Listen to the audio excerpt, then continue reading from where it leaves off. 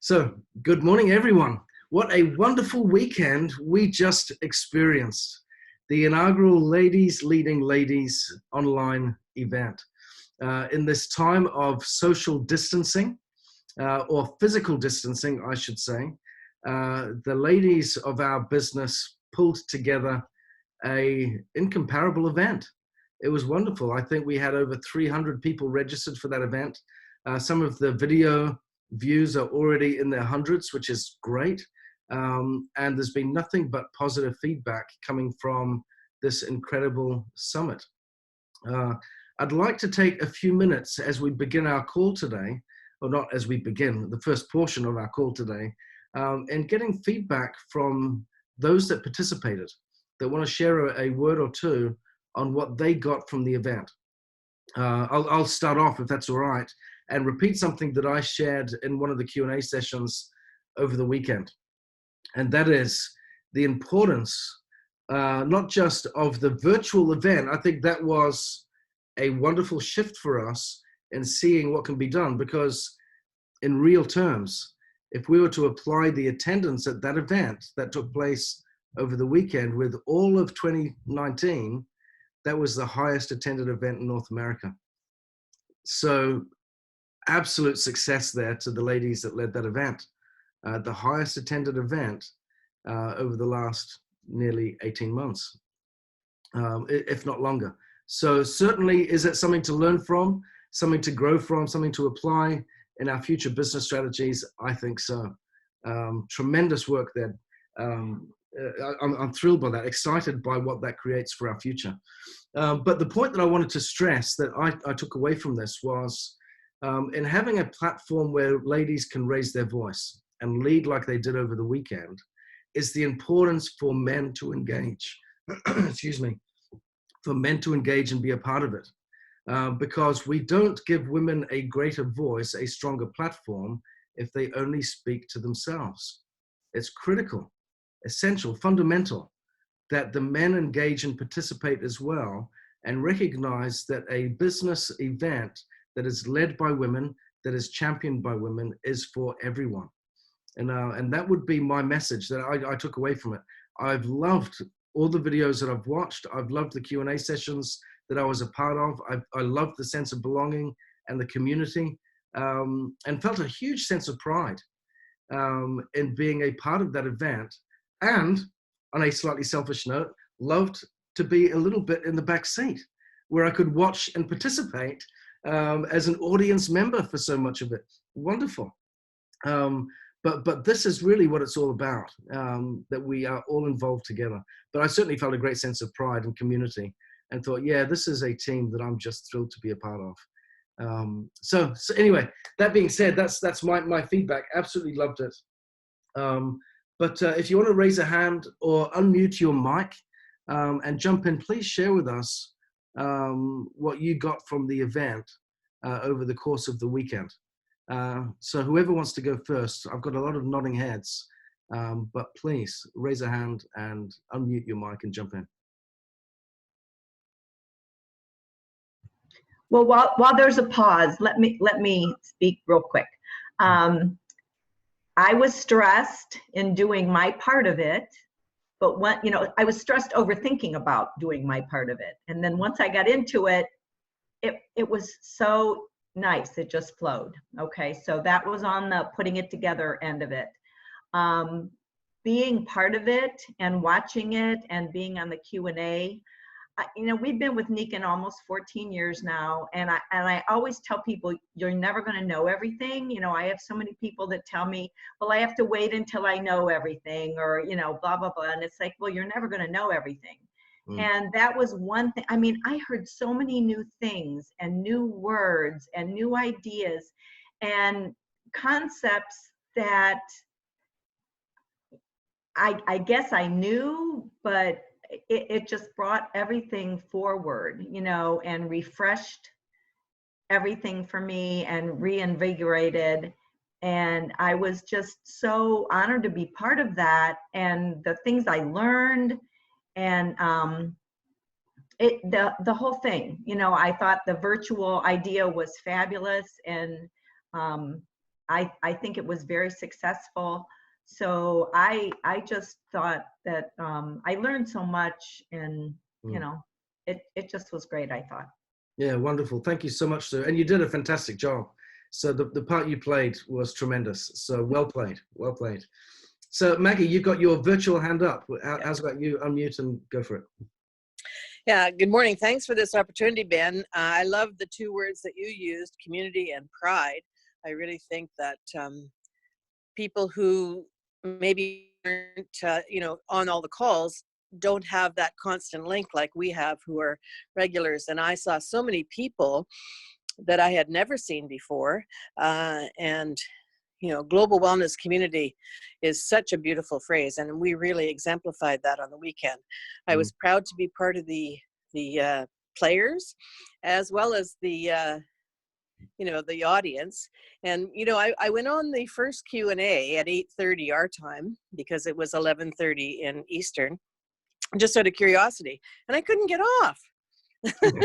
I was on for the full 4 hours both days, because that to me was the most scintillating, stimulating, exciting part of the whole event. And maybe we need to look at how we structured that, because I had people saying, well, I was on for 4 hours. I said, well, the intention was that you go on at 11:30 your time. But I agree with you. It was just hard to get off because it was so great. And I want to comment on having Sophia DiMuccio as one of the presenters. Her talk, which is, I think, 8 minutes and something, to me is the perfect introduction to NECAN. It reminds me of your 5 Pillars of Health one when you were president, because, were you president? Yeah.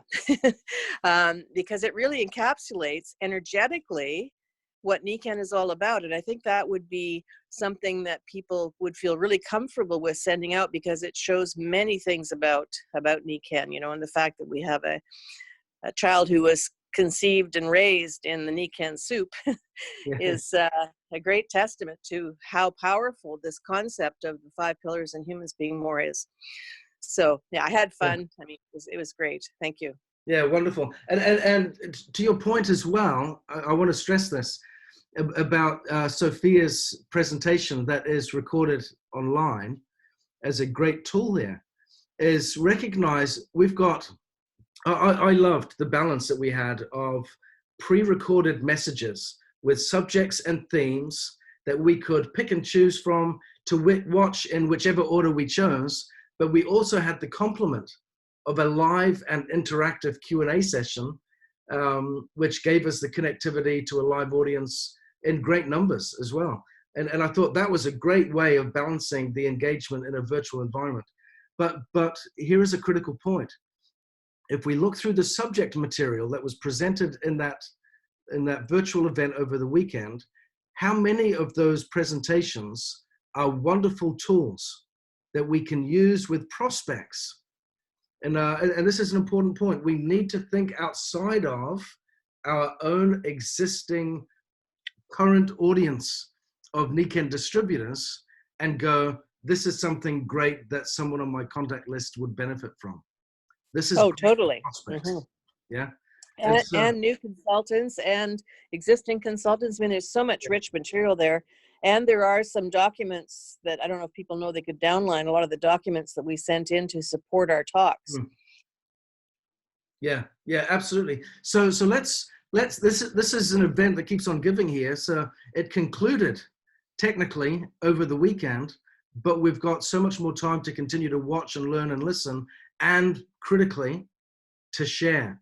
To your point, Maggie, there are a lot of faces on there that we didn't see, or that we hadn't seen before, or we haven't seen for a while, which was great. New people joining us, old people coming back. Great thing to do. We've got all of these tools that we can share it out, which we can't do with the live events that we have in a fixed location. This is great. So, okay, I need to stop talking. I'm too excited about this. So let's give someone else a chance to speak. Yoko, go for it. I could tell you from my experience, fortunately, I've had a wonderful business experience in the past, but this to me was the true example of collaboration, of teaming, of energy, of all of us that participated didn't start off and even Heather gave us this wonderful platform, but without all of this wonderful addition of energy, all of this wonderful creative ideas, that particular whole couple of hours turned out to be, frankly, not a lot of time and energy. It was just basically all of us, I believe, going outside of our comfort range. And when you get into that collaboration, everybody becomes extremely creative and courageous.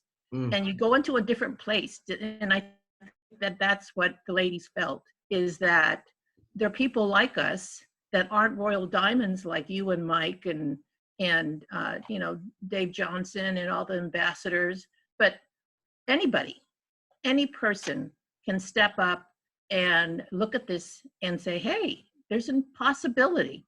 That's all we need. Because from that point, you guys, with all of your knowledge and all of these wonderful women, bring out everything good about people. And it just gives us this, like I feel, is a true humans being more community. And that's been what I felt was always this company's main strength. I found that I couldn't agree more, Yoko. The sense of community I felt was tremendous. And, you know, every now and then, because of my background in the corporate world and some of my friends and contacts within that space, every now and then I get requested to come in on a consultancy basis, help out when a friend of mine has a bottleneck in doing consulting with some big companies and what have you, to give them a hand in that space. It's fun. I enjoy doing that from time to time. And my wonderful weekend business affords me the time to do it, which is great. But what I see in that space there is a real clear corporate culture when I go into that environment, especially if it's in an online environment. What I saw over the weekend in wonderful, rich, beautiful contrast was a different type of environment that we operate in here in NECAN. It was a different type of community. It was more of a social community, a sense of belonging that was so wonderful, that brought with it a sense of pride. I could see the smiling faces of people that were participating, that loved the fact that they were there, that they weren't being dragged there because their boss was telling them they needed to be a part of an online meeting to stay connected. They were choosing, volunteering, signing up to be a part of this and loving the association and the camaraderie. It was a beautiful thing to witness and behold. And I loved the contrast that I'd been given because my friend had a bottleneck and said, could you help me out in doing a couple of things with some of my clients? It was great to see the difference. And what a beautiful difference it was, that sense of community that we felt here over the weekend. Really good, really good. Ben, could I say something? It's Michelle. Please. Yeah, go for it, Michelle. I'm going to say everything that has been said is absolutely true. What I think was my big takeaway on this one was the importance of delegating responsibility. And when you can do that, you're creating that collaborative community that, you know, it makes this so much easier and possible. I believe. And just like what Sue was saying, you don't need to know everything. And it gave me a confidence that I guess I kind of lost. I did not realize that I could promote on social media. I took that for granted that I was doing it and didn't even realize that I was doing it. So I think maybe a lot of people are doing it and don't even realize that they're doing it. Yeah. That was another takeaway. It was amazing. I love this type of a platform in this day of age, in what we're dealing with on a global basis. We are still remaining on top for vibration, for vitality, for energy. And I think this was just another way of proving, hey guys, NECAN's here and we're stronger than ever. Yeah, absolutely. What a champion call that is. Yeah, absolutely love it.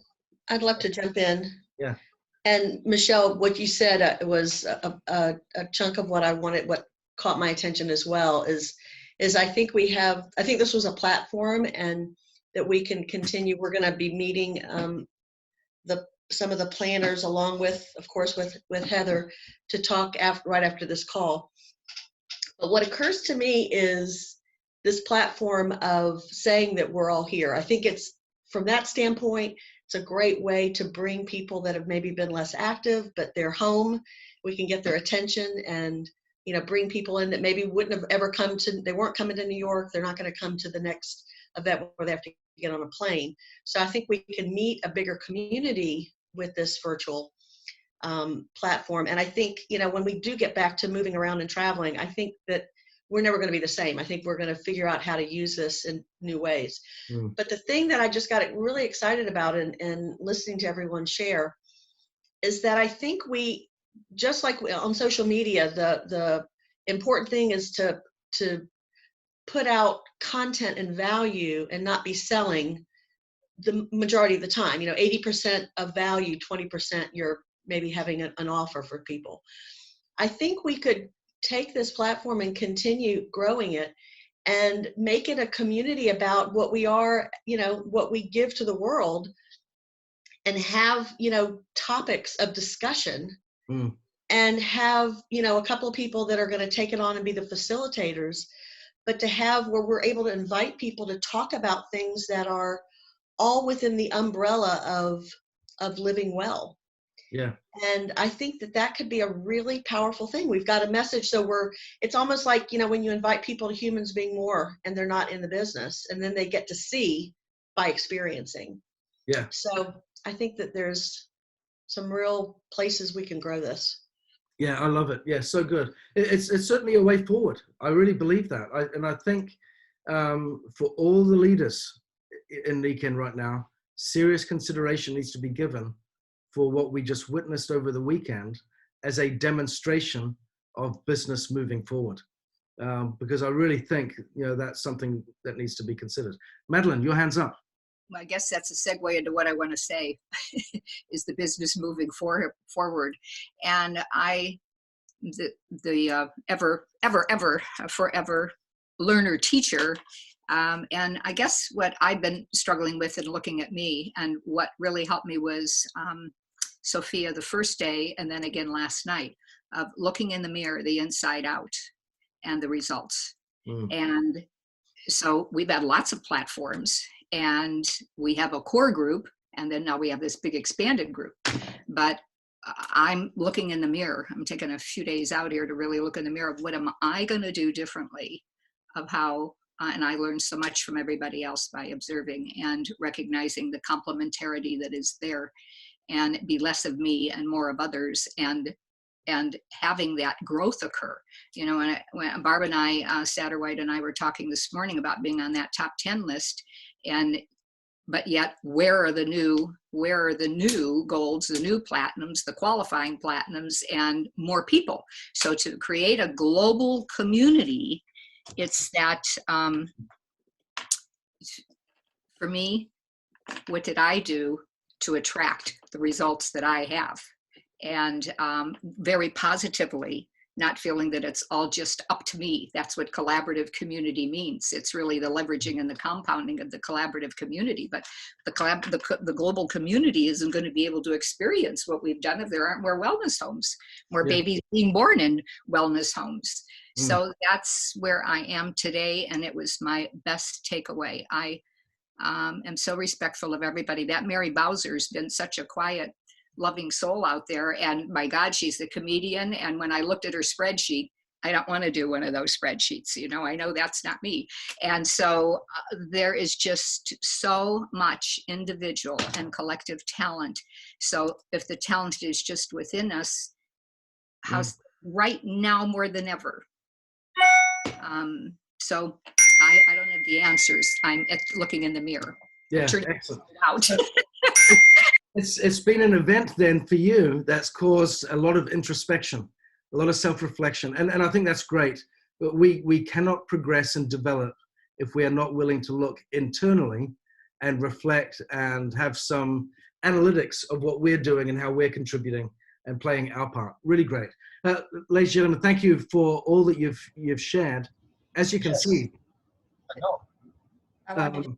oh, Pam, did you want to say something? No? I would like to add just a light point to all of this. I know my segment is long, but the main thing I wanted to get across is to new people is consistency and persistency, and that you don't stop, you keep going. And I did not, after I recorded it, I was like Sue, I was nervous through the whole thing. Poor Heather, she had to listen to me going, I can't do all of this. But you know, she was such a wonderful support besides putting this all together. But I didn't listen to myself because I thought I do not want to start critiquing myself. I should have. But two things I want to bring up. One of them, I totally forgot. In that whole thing, I went to a lash bar to get lashes on for my son's wedding.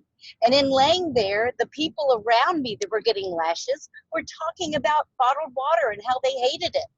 Well, you know, I had to keep my mouth shut till I set up so I could tell everybody. And that netted me a lot of sales right in there. And the owner of the lash bar actually joined again. So I wanted to say that too. God put you in places. Just have your ears, those two ears open. And I was listening to him talk over me. It was so funny, but I was thanking God the entire time. The other thing is, on the non-supportive spouse, I think this goes unsaid, but then you might not know that I've been married previously. But my experience that I put into that presentation was not about my wonderful, dear, loving husband that I have right now. So I want to make that disclaimer. Yeah, thank you for the clarification. It's good to know. That's a story for another day. I'm looking yes, at the clock. that's right. But it was a gem, and I thank everybody. And I love everything that's being said, and I am ready to send these things out. So this is awesome. Thank you all very much. Thank you, Pam. And again, a great job done by you as well. Everyone just did wonderful, wonderful jobs in every part that they played. I have never been so thrilled at the success of an event as I have with this one over the weekend. Really loved it. Ben, can I say a couple things? Go for it, Bob. You know what's so cool about the whole event? I mean, everything they said is good, but it brought us together at a time when we could have gone sinking down because of all of what's happening. And to me, it just re-energized everybody in a bigger way, in a more better way. But one of the keys, and I love that Sophia was asked by Mike, why do you think these people aren't successful? And her answer is because probably they don't believe in themselves. And if we are ever going to believe in something, now is the time. Why would you not have that posture to believe in yourself? So I just think that's profound, and that's a start. Yeah. Oh, I love it. I want to pull Mike on briefly for the remainder of our time. One of the questions that's come out to both Mike and I after this event, maybe this event stimulated the question, but I know the quarantining certainly has. But a question that's been presented to us as uplines has been, how do we use technology better during this time? I think this weekend was a wonderful example of the answer to that question, but on an individual basis, how do I play my part using technology when we're quarantined that little bit better? I'm thrilled to say, as we wrap up this segment of our call, I'm pleased to say that the organizer, the lead on this event over the weekend, Heather Abbott, is going to be my guest speaker next week. She's agreed to jump on as a guest speaker on the call next week. And we're going to talk specifically about how we can use technology to improve our business while we're quarantined. Okay, we know some basics, we know some fundamentals, and we may touch on some of the basics a little bit for those that are older and a little bit reserved or shy when it comes to having previously embraced technology. So we'll address that, because that came up in Salt Lake City, and it's come up again since while we've been quarantined, and it's come up again over the weekend as a result of this event that we've had. So it's a relevant subject. So I share it now because I want each of you to invite any members of your team or prospects. How can we use technology to connect with people and be a little bit cleverer than what we perhaps have been? And Heather, our wonderful hostess from the weekend and organizer, is going to be our guest speaker leading us out on that. So excited for that. So Mike, you got some further thoughts on this as well. Do you want to share? I was going to say, for those of you who were on last night's call, you know, I invited Heather as well for my Monday night call. I was going to say, Ben, that for those of you who have people who are going to be working during the day and at nighttime they're available, but I just realized where they're going to be working. So maybe it'll just give you an opportunity to hear the idea more than once, or maybe hear, obviously when we hear something twice, we hear new things in it. So maybe that's a good thing. I wanted to say, just a response to the question of the fear factor that I think so many have in learning about this world of technology. There's this fear that's just in place. And it's, remember, fear, if you really remember fear, is false evidence appearing real. And I've had experiences in my life where I knew the right answer was not to answer the question. And so quite often we're being asked to spoon feed the answer, and that's actually not an empowering thing to do. Yes, you'll walk away with the answer to that thing, but there'll be 50 other questions that follow. And so if we don't, as leaders, realize that our role as entrepreneurs, and in the spirit of entrepreneurship, which is what gave this company its birthright, Masuda was an entrepreneur seeking to solve a problem. And in his case, it was a financial problem. And so, and interestingly enough, my daughter also pointed that out last night, that yes, while the products are very important and understanding them is very important, and presenting that and just understanding is very important, what would drive her following, what would drive her demographic into NECAN is to solve the problem of income and lifestyle, to get out of the thread that they're in, the script that they're currently being asked to follow, as we've all at some point had to follow. So getting back to the idea of not having to give you the answer, spoon feed you the answer. I remember a book that I read some years ago, and I'm talking a long, long time ago when I first got involved in this business, by John Milton Fogg, called The Greatest Networker in the World. And what I loved about that story was there was this young man seeking to become successful in network marketing, and he befriended and became mentored by the world's greatest networker. And what made this guy the world's greatest networker was not only, of course, he was successful, that's why he was mentoring this gentleman, but it was because of the way he handled the mentoring itself. Rather than giving this person the answer to every question, he helped the person through a process of self-discovery, and more importantly, gave him the tools to seek the answers he was looking for. And I remember years ago, I was working with somebody, and they wanted to record me and write every question. So how do you answer this question? And when somebody says this, how do you answer this? And when somebody says this, how do you answer? And I'm like, this is not going to go anywhere, because there's going to be a million questions that you're going to get that I don't have an answer to at this very moment. And you can't memorize the answers. What you need to learn is the principle that I employ, which allows me to answer any question, because there's a process I follow that enables me to figure out what is it they're really asking, and then sort out how to maybe come back with a response.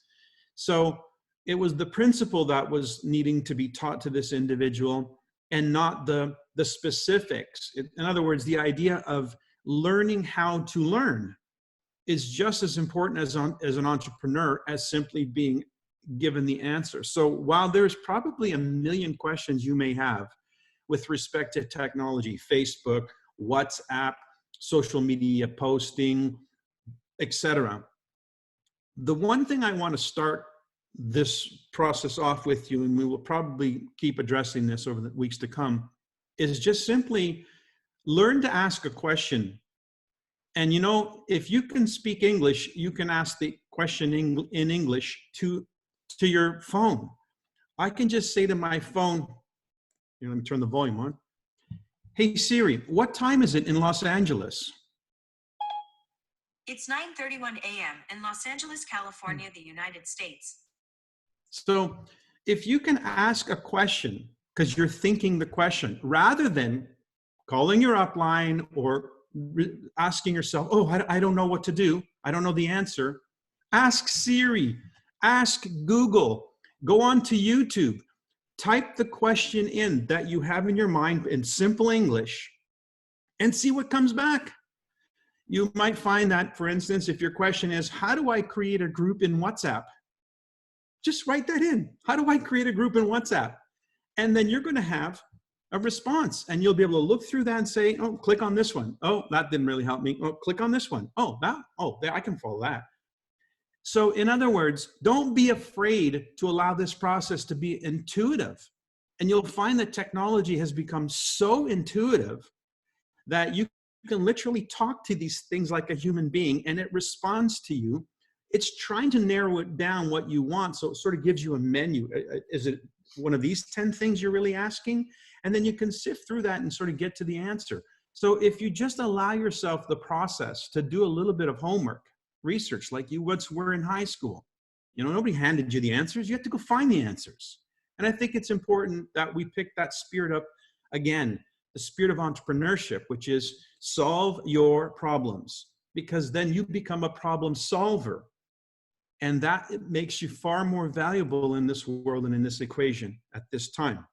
Now, having said that, I'd like to share my screen if I may. Let's see if I can. I think I can. Let's see. I want to get to,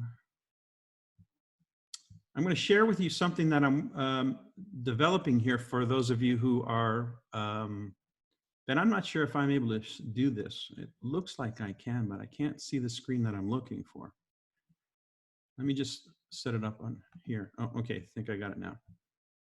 Okay, so been working on some tools for you to be able to apply to get some interactive presentations going on Zoom. So Zoom is obviously becoming such a very important aspect of our business. In fact, I was reading an article about the CEO of Zoom because they grew so quickly, exponentially over the last month.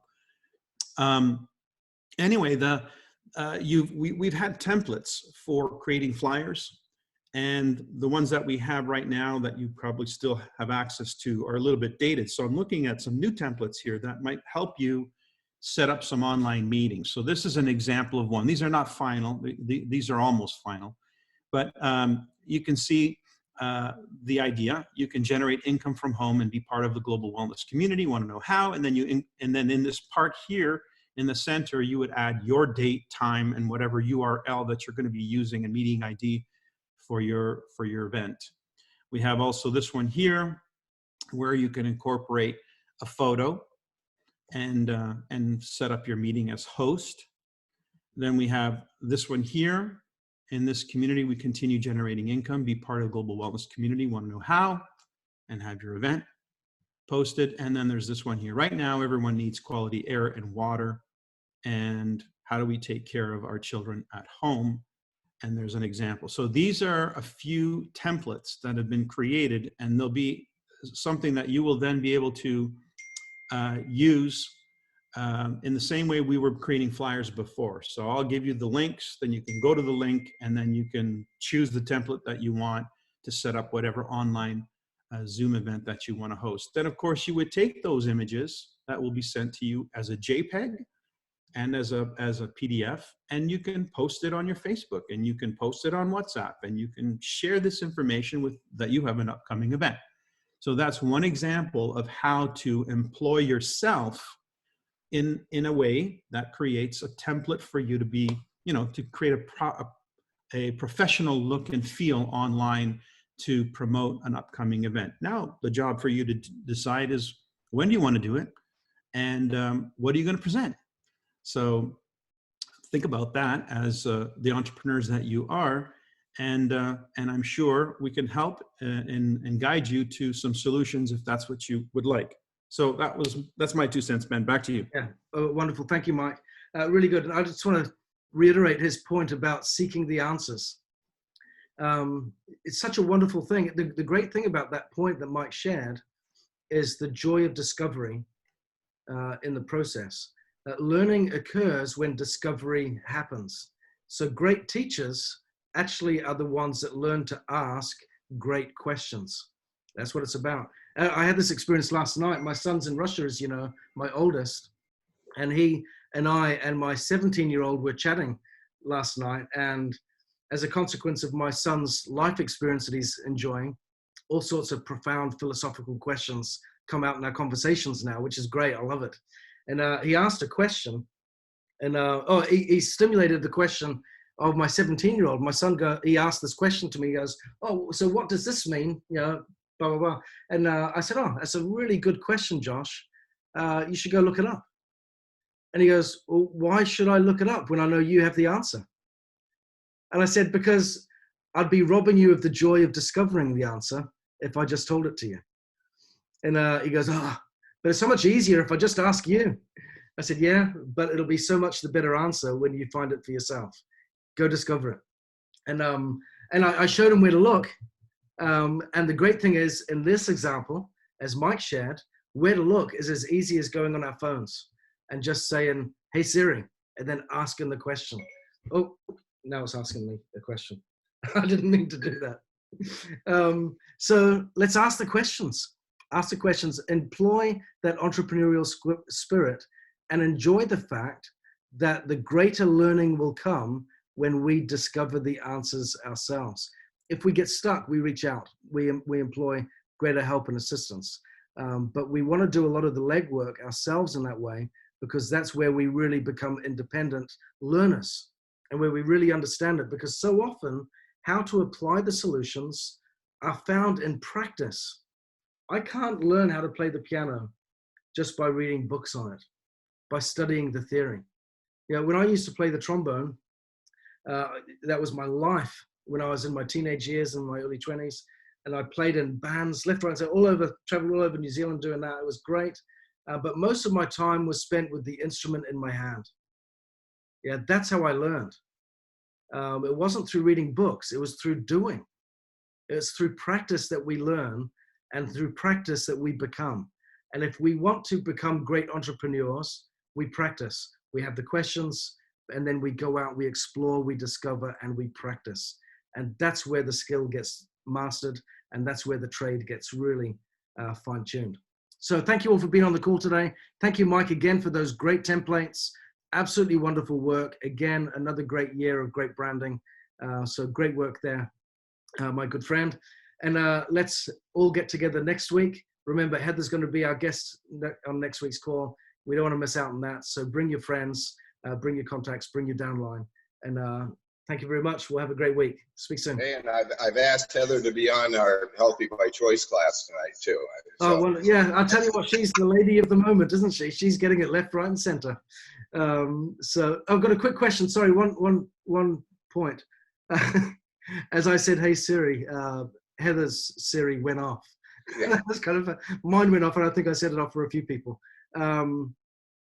So Mrs. Kramer is saying, "My question is, why don't we expand our reach by posting these amazing videos on other platforms such as, right, I don't know that one, Vimeo.com. Yes, we could extend the reach. And again, our invitation is open for you to do that.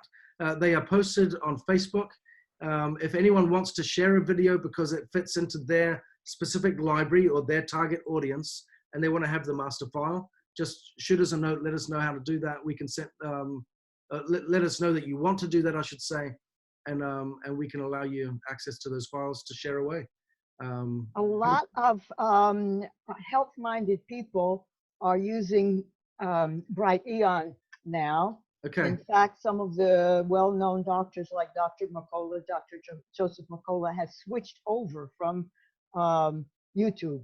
Mm-hmm. And others are doing that as well to Bright Eon because it's uncensored news. Yeah, there is, you're right, Mrs. Kramer, in raising this. There are a plethora of platforms. And what we use right now is just a drop in the bucket. Yeah. So I think what's critical, just to address this, and Michelle's kind of added a point on this, that she's got her own YouTube channel as well. Yeah. There's the Royal Alliance YouTube channel. There's Magnetic Leaders YouTube channel. We each have our own channels. We can create our own libraries of our favorite videos that we can share on our favorite platform that we use the most, where we connect with our audience the best, and do it that way. And I think that's a really important thing to do, so that the message becomes our message.